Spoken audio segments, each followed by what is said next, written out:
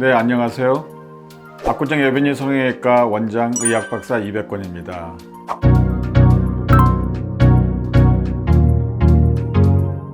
가슴 성형을 생각하는 때 항상 가장 무서운 게 부작용, 즉 합병증입니다. 수술하는 환자 입장에서는 더 큰 문제지만 수술을 하는 의사의 입장에서도 그러한 부작용이나 합병증이 생기는 것에 대해서 신경을 많이 쓰고 적게 만들기 위해서 노력을 많이 합니다. 그런데 가슴 성형에서 가장 많이 생기는 합병증은 무엇이냐?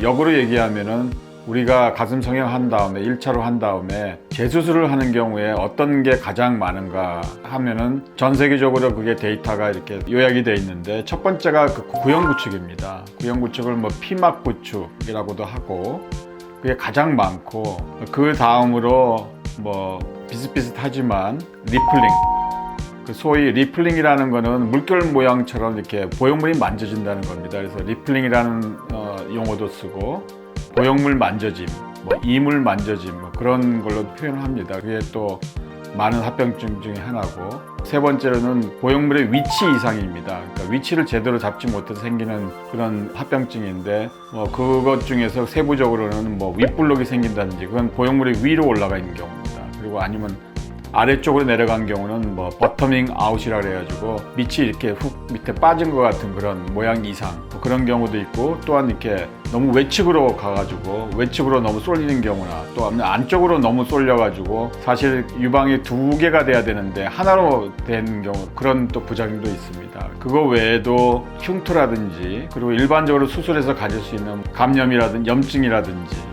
그리고 또 혈종, 피가 고인다든지 하는 여러 가지 문제가 생길 수 있습니다. 그러한 합병증, 그런 부작용이 어떻게 하면 좀 생기지 않을까, 최대한 수술이 잘 돼야 되고 수술의 관리, 그런 걸 다 총동원해서 수술 이후에 전혀 문제가 생기지 않고 항상 그 모양도 아름답고 촉감도 좋고 누워서도 자연스럽고 하는 그러한 가슴을 만드는 게 가슴 성형에서는 굉장히 중요합니다.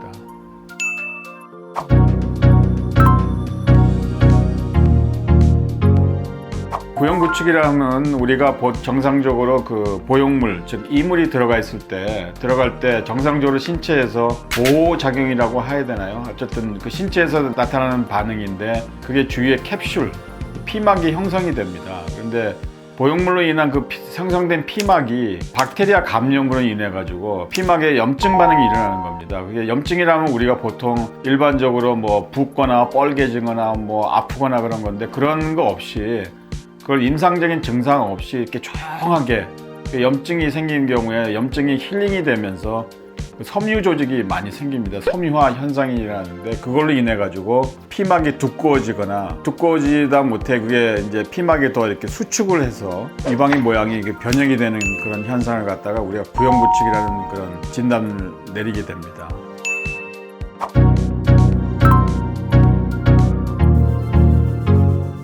구형구축은 제가 말씀드렸듯이 경우 박테리아 감염입니다. 박테리아가 침입을 해가지고 염증 반응을 일으키는 건데, 박테리아가 어떤 경우에 우리가 침입을 할 수 있는가, 그런 염증 반응이 어떤 경우에 생길 수 있는가 보면은 굉장히 많습니다. 그래서 한마디로 얘기하면은 언노운입니다.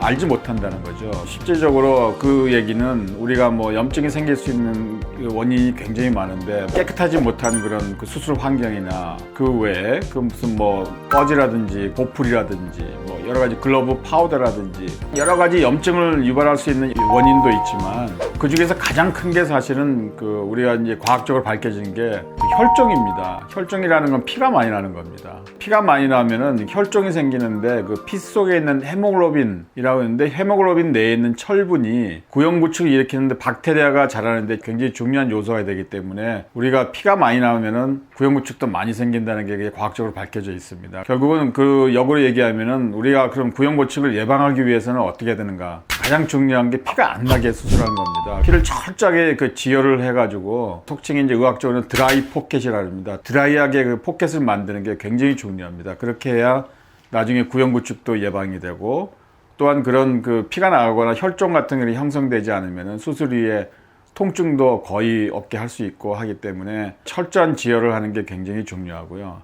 그 외에 전부 다 잘 됐다 그랬을 때도 또 그 사람의 체질이라든지 그런 여러 가지 문제, 우리가 과학적으로는 얘기할 수 없지만 그런 거에 의해 가지고도 구형구축이 생길 수 있습니다. 그런 구형구축에 여러 가지 우리가 과학적인 그런 데이터라든지 그런 여러 가지 논문이 있습니다. 그래서 그런 거에 대해서 수술자가 다 숙지를 해서 하나하나 완벽하게 그걸 다 그 원인 제공하지 않게 이렇게 수술을 하고 수술 이후에 관리라든지 그런 걸 했을 때 우리가 만족한 결과를 얻을 수 있는 겁니다.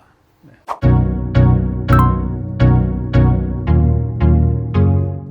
사실 가장 확실한 주관적이고 객관적인 증상은 우리가 구형구축이라고 진단을 내릴 수 있는 거는 그 수술한 유방을 갖다가 이렇게 촉감 우리가 만져봤을 때 부드러운 정도가 말랑말랑하지 않고 약간 단단하다든지 아니면 좀 심하면은 그게 이제 아주 딱딱하다든지 딱딱하지 않아도 모양이 갑자기 윗블록이 생긴다든지 그러는 거 보고 우리가 구형구축이라고 진단을 할 수 있습니다. 물론 주관적이고 객관적이고 확실한 증거도 있지만 그 전에 우리가 수술한 이후에 뭐 시기적으로 여러 가지 다르지만은 수술한 부위가 안 그러다가 갑자기 뭐 따끔따끔 한다든지 그다음에 약간 욱신거린다든지 그런 것도 하나의 구형구축이 생길 가능성에 대해서 한번 우리가 알 수 있는 그런 징후 중에 하나입니다.